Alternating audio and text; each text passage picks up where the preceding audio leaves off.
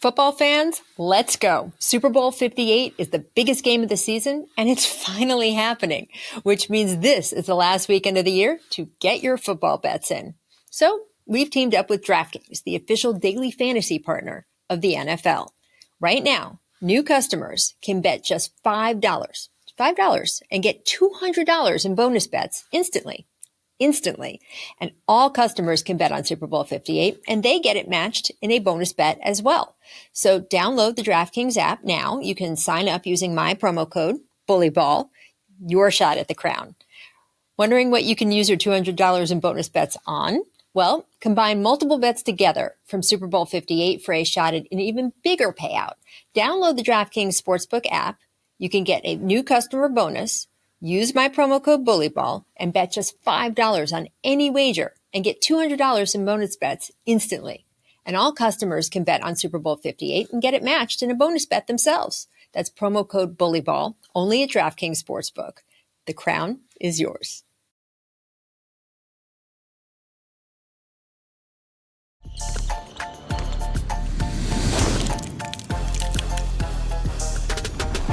Welcome to Bully Ball, presented by DraftKings. I'm Rachel Nichols. That is, of course, DeMarcus Cousins. And first of all, I want to compliment you on the greenery behind you, Boog. I really adds a lovely, warm touch to the pod. I'm very happy. Thank you. And also note that you and the plant are not in Taiwan. You are back. You are back in the States. Absolutely. It was an amazing experience. I had an incredible time out there. So much hospitality, so much love. People just, genuinely nice out there. And like I said, I had an amazing experience. So, I'm glad to be back. I'm glad to be back home with the fam, but, back to the regular schedule. I have to tell you, it pained me for the entire few weeks you were over there to not know what a beer leopard was. We discussed it, and I did some research while you were on an airplane. I know what it is. Do you know? I still don't know. I don't. Yes. I don't. Please tell me. I would love to know. So the team you played for those who have not been caught up, was called the Taiwan Beer Leopards. And I want to know, what's a beer leopard? What's the logo of a beer leopard? What does it look like? And finally, I got some answers. I did some reporting. The team is not actually called the Beer Leopards. It's the Taiwan Beer, which is a brand, Leopards. Yes, who knew? Yes. The Taiwan beer is actually really, really good, by the way. So is it? I'm mad at that. It's amazing. So that makes sense now. That does make sense. It leaves a hole in the marketplace, though, because now I am determined to design like a beer leopard logo and get some team to wear it, because it's such a good idea. Wouldn't that merch sell? I believe like a leopard absolutely. drinking like absolutely. A six-pack. They actually have some really dope merch over there. So adding to it, I don't think it would be a bad play at all. No, not at all. There you go. I just want to know, I'm here for you. If there's if you have a question, I will find out the answer. All right. We got some really bummer news yesterday. First up, Joel Embiid, he is in fact going to have knee surgery. It will keep him out for a, quote, extended period of time. And when I say extended, in one of the stories I read, a source said that it's not out of the question. They won't rule out that he'll return this season. Normally you want the other way, right? So the idea that they're even thinking about that is just, it's frustrating, right? If you saw the season that he had.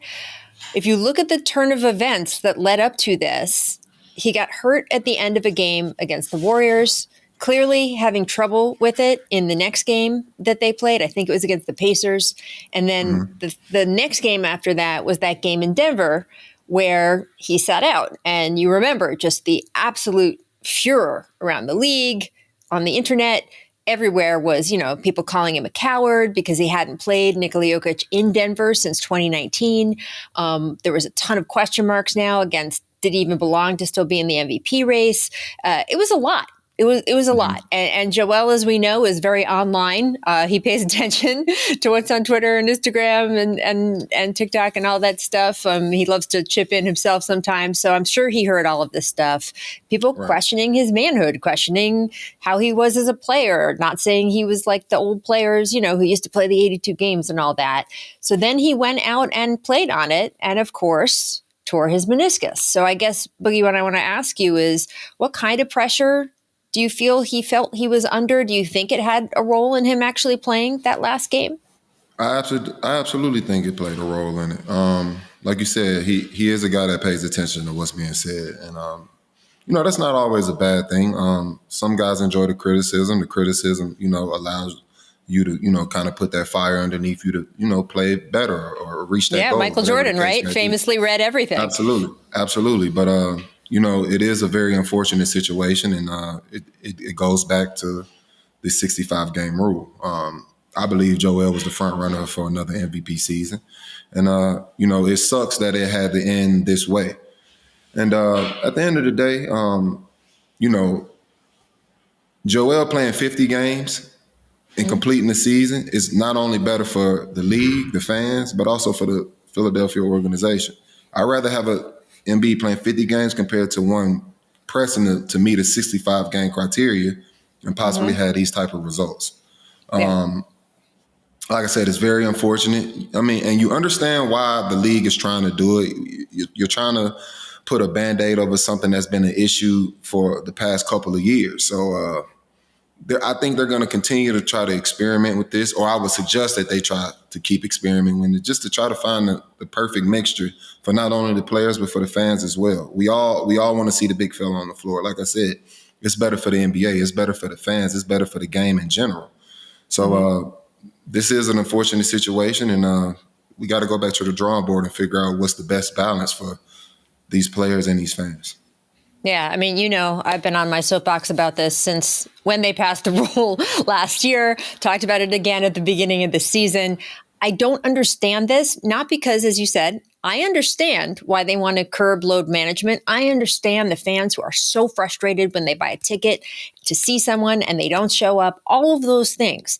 I agree. That is a problem we need to solve. I just don't think this 65 game rule has anything to do with solving that problem, because we have already seen that guys aren't necessarily coming back from injury early in order to hit those 65 games. So it's not working. It's not doing it. And the one guy who did try to do it, got a lot more hurt. And he's a huge star that the league won't have for the next, chunk of the season, and maybe, toward the end of the season. So it's not working. The one time it did work, it ended up in disaster.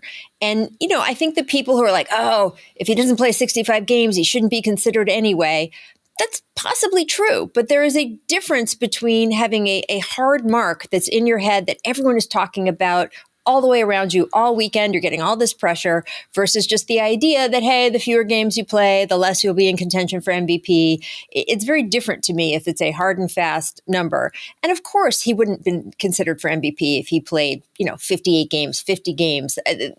People are being so silly when they're kind of taking it to that extreme. It just doesn't need to be a hard number that's putting this kind of pressure on people. And in general, it's not working. So why don't we find something that works? For me, as I've said to you, I think it's got to start with ownership. I think the owners need to look out for their own house. If you don't like, as an owner, that you're losing TV money over the fact that guys don't play, make your own guys play. Not when they're hurt, but when they're resting, that type of thing. So it starts with them. Don't expect Adam Silver to be the only grown up in the room here. He's not a babysitter. And I think what happened to Joel is it's so he was playing so great. He was scoring a point a minute, Boogie, a point a minute. No one has done that since Wilt. That's crazy. Man, that's unfortunate. That's really unfortunate. And it's a bummer for the Sixers, of course, as well. They're 26-8 with Joel. Without Joel, they are 4-10. They are 5th in the East right now. But, I mean, there's a lot of teams around them who are making a lot of strides. The Cavs, the Knicks, obviously. Now they're looking ahead up at them. Does Philly, which had such the hot start to the season, they're definitely considered one of the Eastern Conference's elite teams. Do they now have to worry about falling into the play-in, Boog, or worse?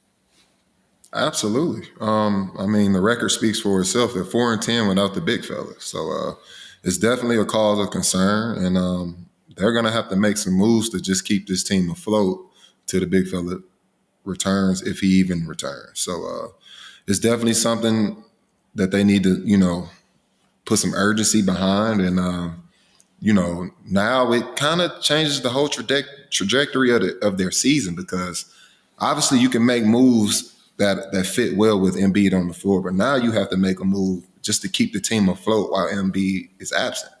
So they definitely have a tough task on their hands, and finding that right, combination of players or the right solution it's going to be a tough one. But I think it's possible, and they got some things to figure out moving forward. Absolutely. See, I think they might go the other way. And then, look, we don't know what the actual projection is for Joel to be out. Maybe it's only, maybe it's less than we think. But if it is really a substantial part of what's left in the season, if I'm Daryl Morey, I might just sort of say, okay, that it's a shame, but this is what it is. The reality is that we're not going to, win the Eastern Conference this season. So let's just wait until the summer to make any moves that we're going to make. They'll have even more ammo. They've been saving a ton of cap space for this coming summer. And start again when Joel Embiid is fresh and ready to go at the beginning of next season, hopefully. I mean, we saw this with Jamal Murray in Denver a few years ago when he got hurt. They definitely thought, the Nuggets, that was going to be the year that they won the title. And Jamal got hurt, and it just put everything on hold. But they stuck with what they had. They played the guys they had. And, with some few alterations around the margins, that's the team that won the NBA championship. So absolutely. There is an argument for just sort of cutting the bait and saying, okay, this sucks. It's not what we wanted, but let's not make it worse by spending assets to chase after something that if Joel's not there most of the year, rest of the year, like they're not going anywhere. I agree with that, Rach. I agree with that, Rach. And it's not an absolute fail for them this season. Obviously, they got a brand new all-star in Tyrese Maxey. He can finish out the year, continue to build his confidence, continue to show he's at that point in his career where he's ready to, take over and be that second option for a championship team. So not all went wrong for this team this season, and that's not a bad approach with how to finish out this season. Sit back, continue to develop the guys, and plan for this next season. I think them taking that sample of what Denver did, I think that's not a bad play for them either. So I can agree with that. Absolutely. Yeah. And look, they know better than any of us. If Joel's going to be back in 4 to 6 weeks, that's a different story. But certainly didn't sound like that from a bunch of the reporting around it yesterday. And that leaves opportunities, my friend, for teams like the Cleveland Cavaliers. They are 13-2 in their last 15 games, best record in the NBA over the last 6 weeks. Mobley and Garland, they both returned within the last 3 games. So now they are pretty much healthy. But you also have to look at before that, when Donovan was just more than holding it down. He was playing so well. They're currently in 3rd place. They're only 1 game behind the Bucks. Is it time to think, especially with Philly sort of possibly dropping out here, that the Cavs are a true contender to be in the Eastern Conference Finals, to win the East, to be in the finals? What do you think? Are they in the position where they should make a deadline deal to up that? I think this is a team that can make a lot of noise. Obviously, they weren't healthy in the beginning of the season. Missing 2 key pieces in your starting lineup is going to have that type of effect on any team, no matter who's on the floor. And credit to Donovan for keeping everything afloat while his partners were missing and crying. But when it comes to this Cavs team, I think they're perfect where they are. I don't see any moves really improving or making this team worse. So I'm comfortable saying this team should stay where it is. Let your guys continue, let your returners continue to get into a rhythm, find their rhythm, keep building the chemistry with the team. And, by the end of the year, this is a scary team. So I think they stay put and just play this season out and just keep getting better with each game. Look, I think it's unquestioned at this point. We've played, more than half the season. The Celtics are the class of the conference, right? I mean, they're the team to beat in the East. Absolutely. But you look at the Cavs, only 1 game behind the Bucks, and we're about to talk about the trade deadline. If the Bucks don't do anything significant at the deadline, that Cavs team is very feisty and definitely would be a challenge to them with the way that Milwaukee's defense have been and all the ways that the Cavs can attack. I don't know. I think it's going to be very interesting. And of course, the Knicks as well, what happens over the next few months in the East. But it's just a huge shakeup that's about to happen here. And according to Tankathon, the Cavs are 21st in terms of having the toughest remaining schedule. So definitely bottom third of the league. That means that they'll have an easier remaining schedule. The Celtics, by the way, are 29th. So they have the most coasting schedule, but still, still, if you look at the games left, I mean, we're getting to that time of year. People think the All-Star break is the midway point in the season. It's not. It's almost 2/3 of the way through the season. And the Cavs definitely have an open road here with a healthy bench, a healthy starting group, and the 21st toughest schedule. So that means the 9th easiest schedule in the league going forward. I don't know, man. I'm impressed with that team. I agree. Yeah. All right. Would you need to talk about the Bucks? Because first we have to mention what happened with Doc Rivers. He is 1-3 so far with the Bucks as we sit here. And yet he has been named the East Conference All-Star coach, Boogie. I want to explain for people who are not caught up that honor goes to the coach of the best team with the best record in the conference every year by a certain date.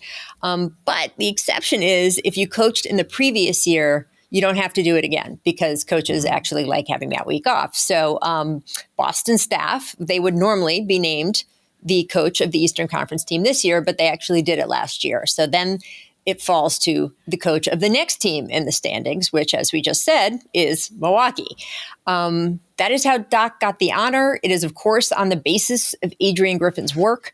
And Doc knows this is silly. He was asked over the weekend about it, and he seemed as unhappy as everyone else. He said, quote, "It's ridiculously bad." He said, "It really is." He also told our friend Mark Stein that he intends to give Griff the All-Star ring and bonus money that comes with the spot. First of all, what did you think when you heard this? And we got to talk about what might be done about it. I mean, I couldn't agree less with Doc. This is a silly situation. You can't blame Doc for it. If anything, I blame the league for putting Doc in this situation. I think Doc is handling this situation the best way possible. Giving him his check, giving him his ring for, the honors that he did, get for this past season. But I feel like it was so many other options they could have went with besides putting Doc in this situation. Nick Nurse could have been the coach this year. JB Bickerstaff. 100%. There's so many options as to who could have filled that spot, but just, going a step below.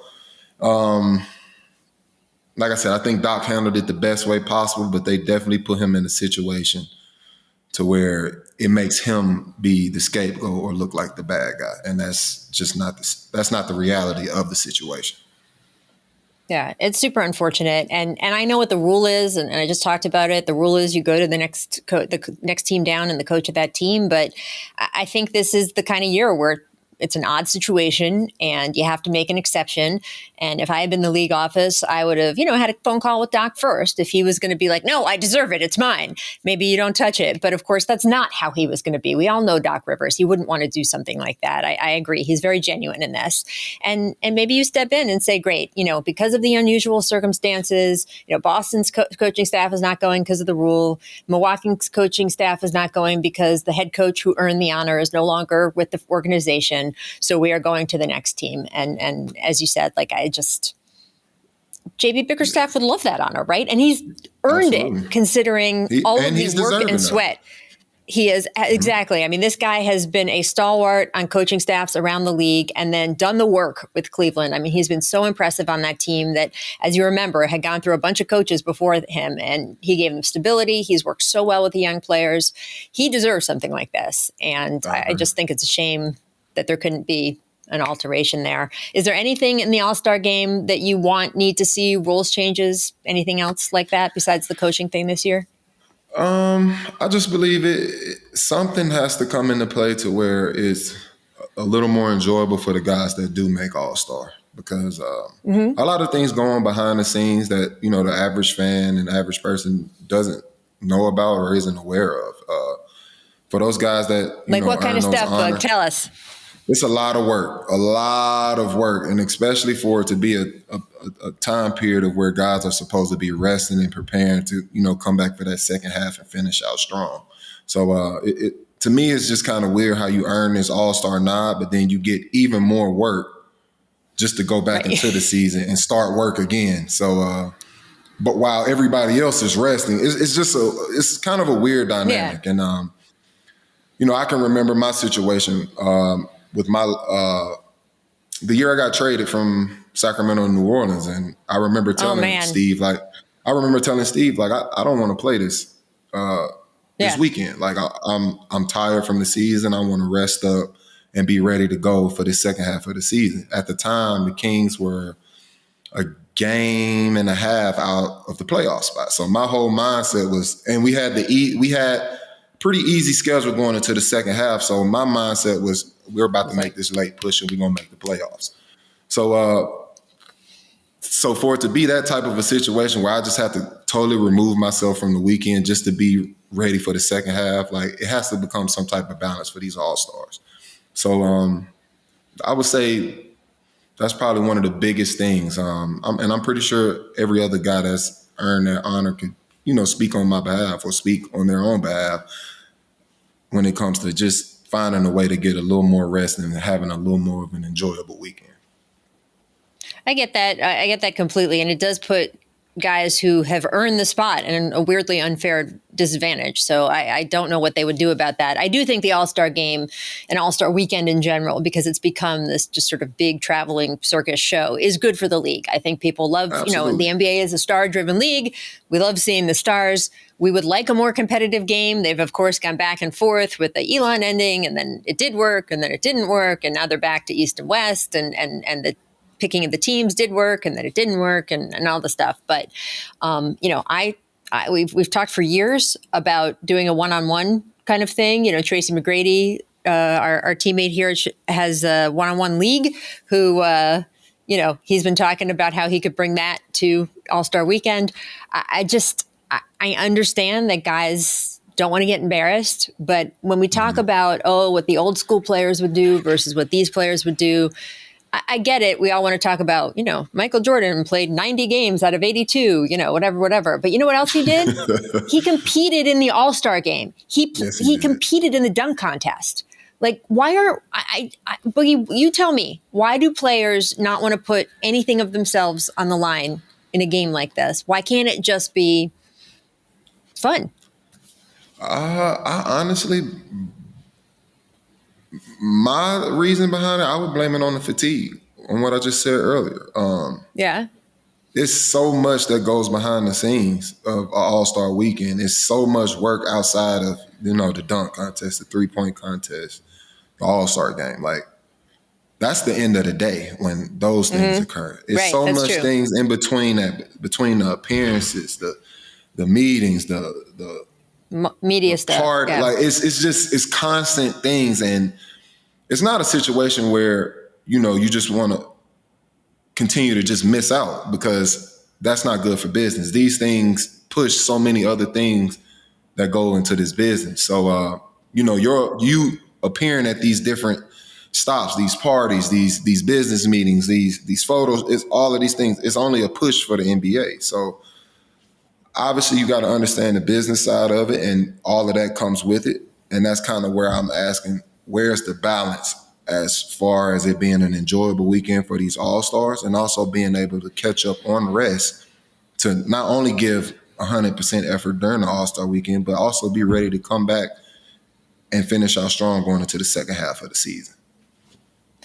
And look, you mentioned it. You had the weirdest all-star weekend ever, I think, in the recent history and possibly complete history of the NBA. You were playing for Sacramento. You went into the weekend playing for Sacramento. I don't remember if the names of the teams were on the jerseys in that particular year, but if they were, you would have had Sacramento on your jersey. And the news broke, was it the morning of the All-Star game or even during the All-Star game that you had been traded? It was during the All-Star game. During the game that you had been traded to the Pelicans. And at that time, the trade deadline was after the All-Star game. So the trade deadline had been just a few days away, and the Kings made a trade, and I remember being there covering the game, and they still brought you out to have to talk to the media afterward, which I thought was, I just felt so bad for you. I was like, I mean, look, as a journalist, it was nice to be able to talk to you, but you appropriately didn't really answer the questions because you were so dazed, right, about what was happening. And it didn't do anyone any good. And so I couldn't believe that you had to go out and talk after that. But yeah, you got traded during the game. And, that is the reason, by the way, that the trade deadline is now when it is. Because of you, they flipped the trade deadline and the All-Star game. So, it's your mark on league history, Boogie, in addition to all your on-court accomplishments. I found a way to leave my mark. All the All-Star appearances, but that last one was Sacramento. That was the special one. My small part of history in the NBA. The trade deadline is, of course, this Thursday, and we have some exciting news. Let me ask you a question. Would all of you out there like to spend the afternoon with a group that includes a league MVP, a finals MVP, 4 NBA champions with 29 All-Star appearances between them? Would that group be like a fun group to hang out with during the trade deadline, Dave? I think that group is pretty good. In fact, I think that you and me, Boogie, Matt Barnes, Steven Jackson, Kevin Garnett, and Paul Pierce will all be hanging out live on the All the Smoke YouTube channel Thursday. It will start at 1:30 p.m. Eastern, 10:30 a.m. Pacific time. It will be on YouTube. We're just going to kick it, hang out. If there aren't any big trades, that doesn't matter because we are going to have an MVP, a finals MVP, and 4 NBA championships with 29 All-Star appearances, shooting the shit and talking about stuff for 2 hours. And if there's trades, we'll be excited and we'll talk about the trades. So if you would like to hang out with us, everyone out there, please come hang out with us. We'll put up a bunch of stuff on Instagram and everywhere else so you can see all the details. But I'm very excited about that. And I just want to preview here by asking you, Boog, which team do you think needs to make the trade the most? Who are we going to be talking about on that day the most? I think the biggest team will probably be the Lakers. Obviously, they have championship aspirations. They're not where they want to be right now in the season, and around this time they're always looking to make moves. This time in the buyout market, but with the trade deadline on the way, I can see them being a very active team. You want to squeeze this lemon and get the most out of these years left you have with LeBron on your roster. So it's go time for this team at every deadline. So I can see them making a move, and I would also say the Mavericks. And ironically, I think those teams should actually make a deal together. I think it makes. Who? I mean, D'Lo and Kyrie, just swap them out. I think. Hear me out.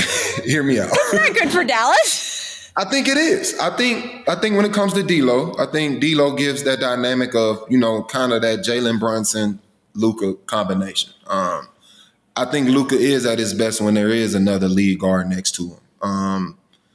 As far as it being more of a catch and shoot type of guy, a guy that can potentially ISO and also play make. With Kyrie, we know he's looking to score every single time, and that's just who Kyrie is. I don't know, he's got some nice handles. Absolutely, which also moves to my next point with what the Lakers need. They need another dynamic. I think Kyrie fits in perfectly with LeBron and AD. I think that's the perfect combination. And obviously we can go into more details about a potential move, but I could see a D'Lo Rui for Kyrie. The Mavs then flip it to maybe potentially looking for a guy like a Miles Bridges for a first-round pick or something of that nature. And I think the Mavs improved tremendously over that time. Like I said, the Lakers go and they try to grab a Kyrie and potentially maybe an Alex Caruso. You got Kyrie, Alex Caruso, Vando, LeBron James, Anthony Davis. I think both teams get better, and I think they're then put in a position to where they both have a chance to contend this season. So just my opinion. I could be wrong, and my gut tells me I'm right. So Well, if you're Rob Pelinka, I understand why that whole scenario is appealing. If you're Nico Harrison, I would hang up on you. I'm sorry. I would, if I was Nico, I would hang up on you. I love you, Boog. You know that, but I would hang up the phone. Kyrie Irving hit one of the greatest shots in NBA Finals history. You have plenty of evidence that he can become unconscious under the highest pressure situations. He wasn't just that game. He did it again and again and again. D'Lo, and again, really like D'Lo, and he's had a very impressive month or so. I really want to give him credit for that. Not known as an unconscious playoff performer, or maybe he is, but not in the direction that you would want. So, I'm not making that deal, even for D'Lo and Rui, if I'm Nico. But I like how you're thinking. I certainly think the Lakers and Mavs need to make a deal. I would make the Miles Bridges deal, of course, if that's offered, for absolute sure. I think the Bucks really need to make a trade. I'm very interested to talk about them when we hang out on Thursday, because they spent most of their assets for Damian Lillard. I still back the trade. I think they had to do something. Dame and Giannis had talked about playing together for a while. Giannis, as you remember, in that previous month, not just was making noises about sort of, I don't know, like actually talked in a New York Times article about the fact that he would consider leaving the Bucks. So you had to do something. And Damian Lillard is as good of a move as I think you could have come up with in that moment. But it left you with some defensive struggles. And they've known that all season. And we've seen it all season, even though they're number 2 in the conference right now. And I just think with limited assets, they are going to have to try to do something. I don't know if Bobby Portis is going to get moved. I don't know what else they can do, who else is out there.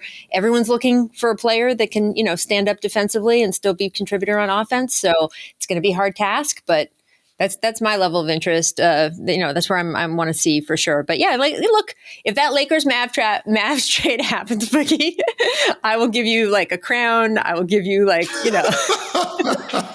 some Taiwan beer. Just my thought. Yeah, I might be a little drunk off the Taiwan beer. You could be proven right. I'm hanging up on you. That's all I'm saying. Let's go to other bets you may or may not take. It is time for I'll Take That Bet, presented by DraftKings. Will you take this bet, Boogie? The Super Bowl is, of course, this Sunday. DraftKings will have the 49ers right now on the board. The 49ers are the 2-point favorites over the Chiefs. Who are you taking the bet with? Are you taking the Chiefs with that 2-point? They got a on paper. There, or are you taking the 49ers? On paper, I'm leaning towards the 49ers. I think they've been well. Even with giving the 2 points? I'm taking the 49ers on paper. But okay, I'm going to have to roll with Taylor Swift.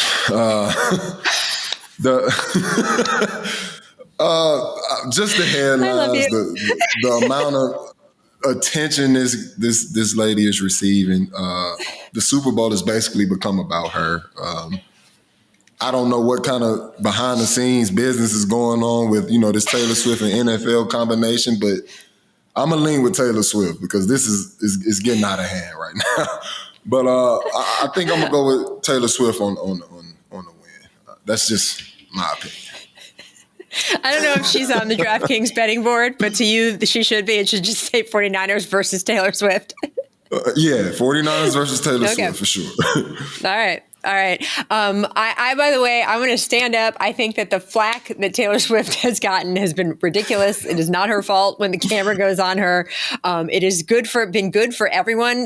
The league and the Chiefs have made $330 million more since she has gotten involved and started showing up at games.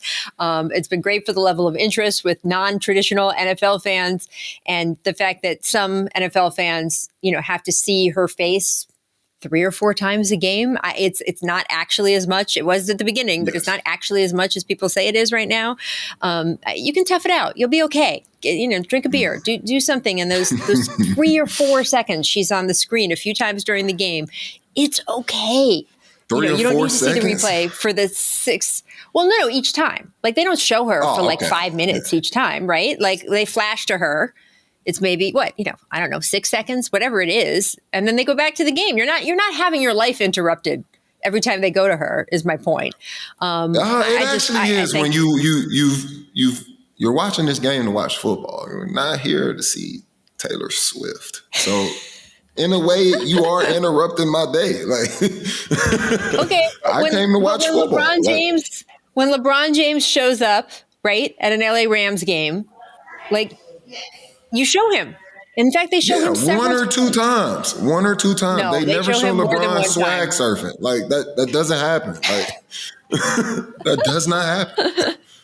I just think the pros outweigh the cons. I think it is not that much to deal with. I love football. Like, football is the reason I got into this job. My entire life has been guided by loving football. It is literally the reason that sent me to sports journalism school, all of it. I get it. I love watching the games. I get into it. I get into the X's and O's. I just don't think it ruins anyone's day to see one of the most popular people in the entire world flash on the screen occasionally and know that has brought a whole new group of fans to the game who could be long-term fans. And I don't know if that's something that some people sort of in the back of their minds have a problem with. They don't want the game, quote, diluted with fandom by these new fans. But that's ridiculous, because the more fans of a sport there can be, that the more great it is, the more people you can bring into the tent. I don't know. I will say this. I don't know if you saw this, but the Japanese government has gotten involved in the entire Taylor Swift situation. Really? You know that she is due to give a concert in Tokyo on Saturday night. And the question was, could she get to the Super Bowl in time for Super Bowl Sunday if she was in Tokyo on Saturday night? And the answer, of course, is yes, she can, because Tokyo is 17 hours ahead of us. So she can get on a plane at midnight. It's a 13-hour flight. So she'll actually be in Tokyo Saturday night performing a concert and then get to Las Vegas when it's still Saturday night in Las Vegas and be able to get a good night's sleep and go to the game. And the Japanese government had to put out a statement assuring Japanese fans that Taylor Swift was not going to cut her concert short, that they were going to get the full show before she got on the plane to go to Nevada. So you are correct. She is the headline for a lot of people for this game. But yes. I'm going to say I understand. And look, it's okay to have different opinions on this. I just want it to be okay to have different opinions on this, right? I think there are a lot of people who are finding this a lot of fun, who have gotten into football because of it. And I don't think that's a bad thing. And I think, we got to understand there's a lot of points of view here. So this is how I feel. We got to look at the fun prop bet at DraftKings as well. What color Gatorade, Boogie, do you think will be dumped on the winning coach? You can actually bet on this. Ooh, I might have to go with the purple. Arctic Blast. Purple is a favorite. That's one of my favorites. So I can see. With the weather conditions, the dryness of the desert, I think Arctic Blast would be perfect. Just makes sense. Purple is a favorite, plus 225. I'm going with orange. I like the classic. Orange Gatorade has been sort of, that was the prototype orange Gatorade dumped on people. I'm going with orange. We'll have to see. You and I will meet up next Monday and we will discuss how our Gatorade bets came in. You can also, I think, bet on water if you want, but water, I just want to give everyone a little tip. Water has not actually been dumped on the coach, I think, in the last decade or something. So you can bet water if you want to, but just a tip from me to you, it is unlikely to happen. And while we were already on this topic, it's something that, I read the other day that's really bothering me to my soul. Don't get it twisted when I say this, but I'm going to start off by saying I'm a huge Travis Kelce fan. I think he's an incredible player, dope player. But when it comes to the ball fade, y'all going to have to put some respect on the culture. I saw the article from the New York Times the other day where he's getting all this credit for the ball fade. And, he's, this is now America's hair. Like, cut the shit. Like, I was rocking ball fades as my first haircut coming up as a youngin'. Like, ball fades has been around for years. Like, this isn't something new. This isn't something that's just been created. It's just now, Travis Kelce is rocking something from the culture, which is cool. The culture inspires a lot with what's going on in the world. But I just want to make sure we put the credit to the culture and not to Travis Kelce. Ball fade has always been around. Like, let's get that correct. I mean, All right. let's be honest. The mainstream media has been getting this wrong since Elvis, right? Elvis did not invent rock and roll and the blues. I got to tell you. Exactly. So there have been many, many, many decades, and I'm sure before that, of the same problem. And I didn't see that New York Times article, but that is ridiculous. That's and ridiculous. Make sure we play that ridiculous clip with this too. Yeah, that was ridiculous, man. Absolutely ridiculous. Ridiculous indeed, Boogie Cousins. We do need to move on to doom scroll because, we like to check out social media, read the internet, so you don't have to. You don't have to hunt around on your feed. We will bring you the good stories. And what is a better story than an NBA player who I'm sure has so much trouble finding action, finally getting a date, right? Isn't that lovely, Boogie? That finally an NBA player out there. Shout out to Grant, man. That's right, Grant Williams. We all saw him earlier this season. In fact, it was in September when he tried to shoot his shot. Mavericks player, of course, went to a Dallas Wings playoff game and was hugging and talking to Satu Sabuli after the game. There's video of this. You can see in the video, and of course, the internet never fails. A bunch of people were looking at the bottom of the video where you can see his hand outstretched, and you can see the face of his phone, and the contacts were open to a new contact on his phone, clearly to get her number, right? So you see this happen. They're hugging, they're chatting. And this week, the Mavericks posted a photo of Williams walking into the arena, one of those sort of, catwalk type things. The guys are walking in, and the tweet talked about how good he looked. And Sabuli pipes in on Twitter and said, well, he got my number. So props to Grant. I'm happy for both of them. Props to her, right? Like, that's good. I love a little romance in the air. Wasn't familiar with your game, Brent. That's I know, man. Happy for you, Grant, for sure. Sometimes you got to put yourself out there. It's all good. There were also several tweets and IG posts this week reminding people that In Living Color is actually responsible for there being big Super Bowl halftime shows. Are you familiar with this, Boogie? Do you know the story? I don't actually. This is true story. This is incredible. That Super Bowl halftime shows, and I want to read this because I want to get it right. This is what Super Bowl halftime shows used to be. And it's crazy because it's not like you and I didn't watch the Super Bowl growing up, but I don't remember this. The halftime show in 1988 featured people jazzercising. That was the halftime show. In 1989, they had a magician dressed up as Elvis Presley. That was the halftime show. His name, by the way, for the record, was Elvis Presto. They had actors dressed as characters from the Peanuts just running around the field in 1990. So this used to be what the halftime show was, kind of like NBA halftimes during the regular season, when they just have sort of people there to entertain the fans in the arena. Everyone else is watching TV, goes to the bathroom, does whatever. So Fox, which was a younger network at the time, decided that they wanted to maybe take advantage of the fact that the halftime show was such a dud there. And they started to cook up this idea that maybe they could counter-program the Super Bowl. And this had never been done before. Every network that wasn't broadcasting the Super Bowl prior to this had just been like, okay, we're basically putting bars up on the TV for these 4 hours, because what's the point?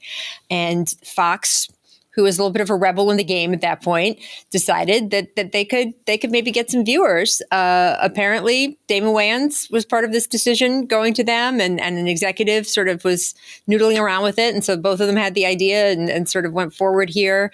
And in 1992, they heavily promoted In Living Color was going to do a special sort of guerrilla episode right when the halftime show started, right when the teams broke for halftime, and they go right up into, they promise we will return you to the game. We will end right before halftime. They know when the game is going to restart. As I said, the Wayans brothers, Jim Carrey. I mean, I don't have to tell people, who was on the show. I mean, it was an incredible moment. And they did it. And man, they got 11% of the Super Bowl viewership that year to switch over. And considering the Super Bowl viewership that year was 80 million people, that's crazy. And it became legendary that they did this guerrilla broadcast. And of course, what did the NFL do the next year once this challenge was laid out? They got Michael Jackson to be the halftime show. Not mad at that. I remember that show and the spectacle and all of that stuff. And it's funny, I don't really remember a halftime show before that. Now I know why, but isn't that crazy? That's sick. Yeah. I'll never complain about another halftime show because I would be upset watching Elvis Presley. I'll be honest about it. So while y'all are watching Usher on Sunday, just be grateful to the In Living Color crew because they are the reason you have good stuff to watch. That's all I'm saying. Give them credit. As you said, Bug, earlier, give the culture some credit, right? Give the culture some credit, man. Please. There you go. And something else you said earlier in the show, I'm giving you a heavy sigh right now. The producers have been looking online as we've been going through the show. And apparently some of the people out in Twitterland agree with you, Boogie, that a Kyrie for Rui and D'Lo trade would be a good idea. So you have some backing. Thank you. Thank you. I thought I was crazy. I'm glad to know there's other crazy motherfuckers with me. I still think y'all are crazy. So, Nico, don't pick up the phone. Don't pick up the phone for that. You don't need that. Pick the phone up, Nico. This is beneficial for you guys. I promise. Miles Bridges, yes. Kyrie he sat at a Lakers playoff game to see if he could engender enough interest from LeBron and the Lakers to get rumors going that they were going to sign him this summer. And it didn't work. I'm just saying. Not going to happen. It'll work now. Watch this happen. It'll work now.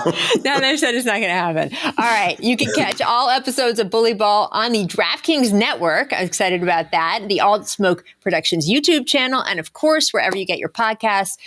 Go back to that podcast app, rate us, review us, give us those 5 stars. And we will see you on Thursday for our live trade deadline hangout special, whatever you want to call it. Again, as I said, I don't even care if trades happen at that point. It's going to be so much fun to just sit around and talk basketball for 2 hours with all you guys. We will catch you then, and we will catch you back on Bully Ball next week. I'll see you Thursday.